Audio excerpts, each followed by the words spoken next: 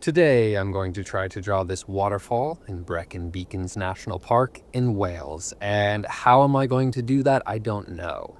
How does one go about drawing a waterfall? I don't know. Was this a good idea? I don't know. Great questions. I don't have the answers.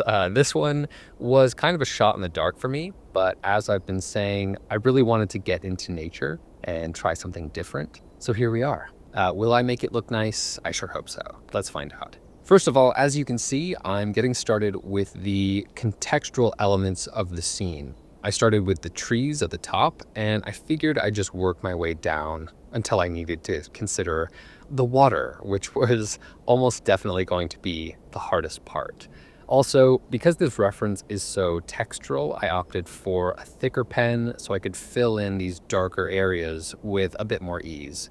For example, you can see a lot of small shadows underneath the rocks on top that sort of stick out, as well as the huge shadow within this cave-like area behind the waterfall itself. I knew going into this one that the best way to manage all that texture and all that shadow was with a thicker pen rather than trying to fill everything in with a thinner one. I think that would have driven me crazy. Anyway, already I'm pretty confident with the way this is looking, thanks to those boulder marks, and I think it's helping me move around with more confidence.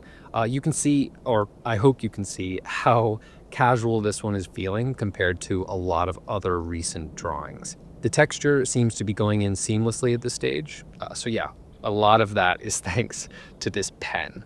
It really worked out for the best.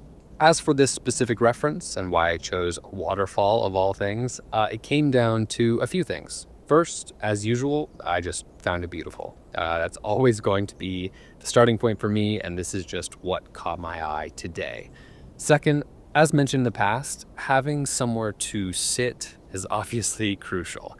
I have my camp stool with me, but even still, I need to make sure I have a spot that makes sense for the perspective. Like, I wouldn't want to be too far away or too far off to the side. But also, I never want to be in the way. Sometimes that's impossible to fully control. People will go where they want to go, although it does seem as though they like to drift toward me.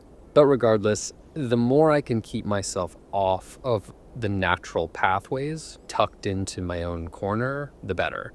So for this setup, I was way off to the side, practically in the water, as you can see. And this is set in like a pretty large cove sort of area, so anyone else who might have wanted to enjoy the view had plenty of space to do so. Also, unfortunately, there was a man who'd slipped and fallen around the corner near the entrance to this area, and sometime between us arriving here and leaving, emergency services began preventing people from entering. So good timing for us, I guess, but hopefully the man who fell is doing okay. Anyway, speaking of us, it's not just my wife and me today, but also our good friend, Rowan. He's staying with us in Cardiff for a few days, and he has a car, which means we get to explore a bit more of the country. Brecon Beacons National Park, where I am today, is our first little day trip, and this area specifically is called the Four Waterfalls Walk. So we spent a good part of the day walking to all four, looking around for things to photograph or to draw, and just enjoyed being outside. Before Rowan arrived, I spoke with him about possibly joining me as I drew, which he, I think, reluctantly accepted, but he's a creative guy, so I think deep down he was excited about it. But why don't we just hear from him and let him tell the story? So here's Rowan. So yeah, hi everyone. Big thanks to Zach for having me on board as part of this ongoing project. So I just kind of jumped into this somewhat naively, but thought it'd be good to kind of share my experience of drawing for the first time in years with a bit of a time pressure to it as well. So a little bit of background for my drawing. As a kid, I drew a lot, like most kids, I guess, but I got pretty good at replicating cartoon images, like just copying from the back of cereal boxes, or like drawing Pokemon from my Pokedex book, original gen, of course. Nothing complex, just kind of minimal to no shading and almost always just pencil sketches. And then in my early 20s, I did a few watercolor paintings. They were kind of A4 in size, and I used my own photographs as a reference, so essentially just copying exactly what I had on my laptop screen in front of me. They were mostly coastal views and drawings of harbours because of where I was living at the time. So I would start with pencil, get a pretty good, albeit faint sketch of what I wanted, and then I would start painting over the top of that. Normally just quite a washy, light representation of the color, and then once that was dry, I would go over the main lines with varying thicknesses of fine liner, which is kind of where the drawing would start to look semi-decent. So when I knew I was going to be visiting Zach and Ali, I brought a little sketch pad with me, not really knowing what to expect from my own ability. I'd seen a couple of Zach's recent sketches, and here's a little bit of behind the scenes for you. He's actually like 50 sketches ahead of his videos. But the jump in his ability from the video that was on YouTube at the time to what I was seeing in real life, it was pretty amazing to see. So my dumb naivety became slightly more reserved nervousness for actually sitting down to draw it. Anyway, once he'd found a spot he was happy with, which thankfully was quite tucked away from the crowds in what is otherwise a pretty touristy area, I found myself a little dry rock, or kind of dry rock, sat on the ground just off to the side. Obviously he's got his little chair, but I didn't have that, so I actually did in the car, but I forgot it. So I just sat on a rock, and I just began my little sketch, just trying desperately not to look over at his. The first thing I was aware of is how different and difficult it is drawing from something physically in front of you in all of its real life 3D moving glory. I'd never appreciated that having a 2D render of a 3D scene, so a photo, with actual borders made life, or well, made drawing at least, so much easier. I didn't really know what to choose as my edges or my top and bottom when you're looking at something in real life, and having actual depth to the things in front of you, it just makes it so difficult to imagine where the straight line would cut off the drawing. So I ignored all of that, and I started right in the middle with that rock that juts out just in front of the water. I had a pretty similar reference to Zach as I was sat, a couple of meters away. I quickly found myself pretty lost in the process, to be honest. In terms of where to draw, sure, I was very lost. That's a given. But I quite quickly forgot anything was going on around me, and I somewhat lost track of time as well, which goes scarily fast. It was almost a therapeutic experiment, if nothing else.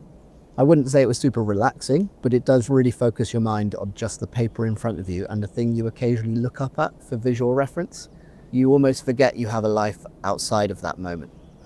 That sounds pretty deep, but genuinely, it was quite a nice 10 or 15 minutes of just that and nothing else. Being in a quiet spot, I think, really helped that.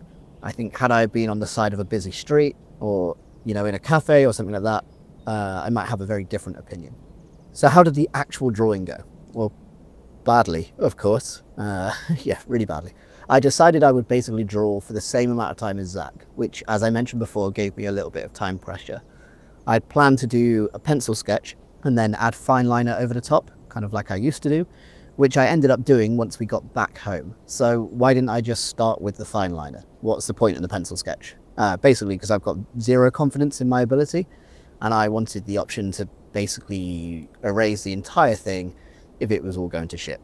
Which I didn't. It wasn't going great, but I stuck at it. Other things I noticed along the journey, so much of what I'm drawing is just this vague interpretation of the scene.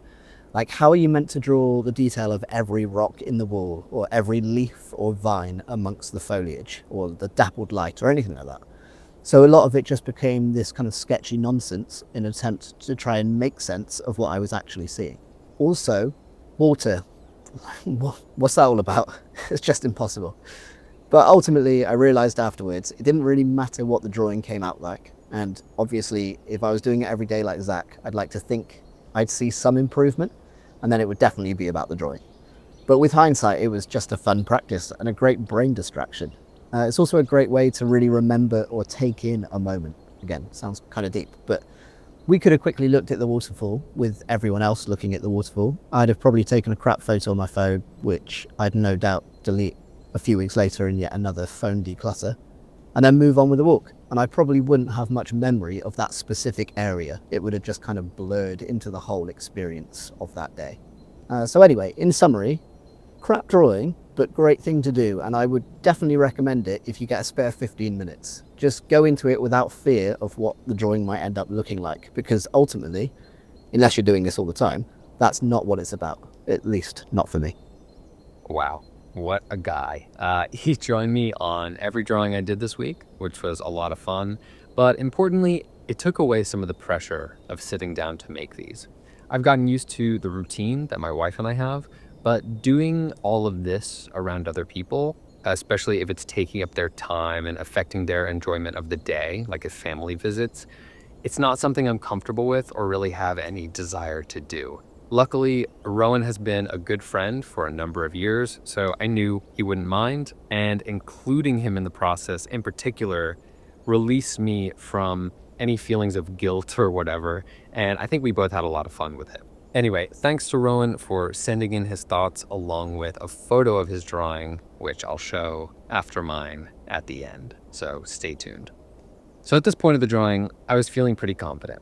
I had low expectations going into this, primarily regarding the water, but the texture within all of this foliage could have been, or rather should have been, significantly more concerning to me. If you take a minute to observe the reference here on the left, try to disregard the waterfall and focus solely on the surrounding context.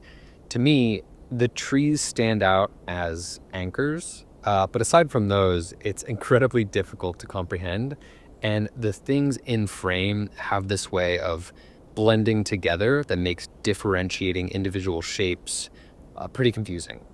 That's not to say that the waterfall was easy though, so let's finally talk about it. First things first, those bubbly squiggles at the bottom. Do they look even remotely similar to what I'm looking at or what you're seeing in the reference? No, not at all. But that's not the point. I figured the best way to sell that this was water was by prioritizing this area. This seemed to make the biggest impact, and that's because the waterfall, as I'm sure you've guessed already, really isn't much of anything when it comes to drawing. Just like Rowan was saying, what the hell am I supposed to do with this? It's a white blob, shape-shifting perpetually, and the only things that stay the same, it seems, are the points where it leaves the rock and hits the water. So where it leaves the rock is just white, so good luck with that. And where it hits the water is also white, but it's a bubbly mess as well, which I can work with. It's not a solution I love because it does veer into the cartoonish lane, but without these bubbles, I don't know how else to imply the force of the water. So it is what it is. Maybe one day I'll find a better way, but today I'm happy. As for the water itself, plunging down from above, it's lines. It's just just lines. However, these lines mostly differ from the other lines in the drawing, which helps it stand out as something unique. I say mostly because actually there are some others that look similar. I messed up by trying to differentiate the hanging foliage on the left from everything else, but didn't think ahead to the lines I'd use for the waterfall. Whatever. Given where I'm at, having never drawn something like this before, yeah, I think it looks great. The vertical lines work to imply the motion and direction of the water, and the bubbly chaos implies the impact and state of matter being non-solid, unlike the rest of the scene. And finally, the pool at the bottom, which I was worried about from the moment I sat down, is just dark, squiggly lines drawn horizontally, again to hopefully differentiate from the falling water.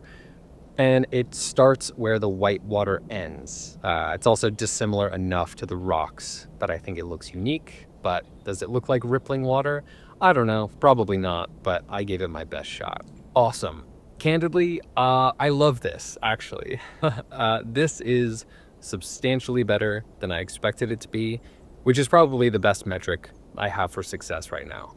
If I showed it to someone on the street with no context, would they be able to tell me exactly what it is? I have no idea. Maybe not. Maybe so. Who's to say? Doesn't matter. Now let's take a look at Rowan's drawing. Amazing. I think his line drawing approach gets the message across even more straightforwardly. I don't think the person on the street would have any issue understanding what he drew.